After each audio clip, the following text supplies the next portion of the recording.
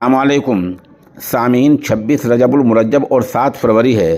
ख़बर का उन्वान है, क्या राष्ट्रीय लोकदल के चीफ जयंत चौधरी बीजेपी के इत्तेहाद में शामिल होने जा रहे हैं।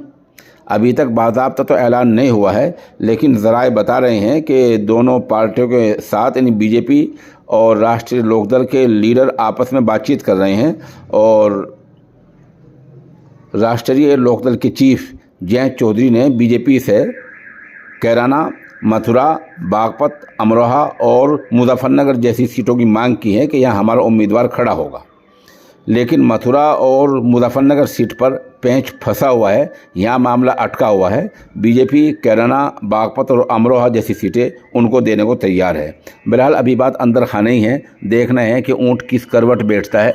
उधर ये भी है कि कल तक जयंत चौधरी मुजफ्फरनगर, कैराना, शामली, बागपत इन इलाकों में बीजेपी पर निशाना साधा करते थे और बहुत सख्त मजम्मत किया करते थे। लेकिन क्या करें, जयंत चौधरी को विरासत में चीज़ें मिली हैं, उनके बाप ने ये सब कुछ किया है, उनके आजहानी उनके जो है वालिद साहब थे, उन्होंने भी सब कुछ यही किया है। वो इख्तिदार के खातिर और आखिर दम तक मुख्तलिफ़ पार्टियाँ बदलते रहे हैं और वजारत की खातिर बहुत सारी पार्टी में शामिल होते रहे हैं। आज उस पार्टी में, कल उस पार्टी में। तो जयंत चौधरी अगर शामिल हो जाएंगे तो कोई बईद बात नहीं होगी।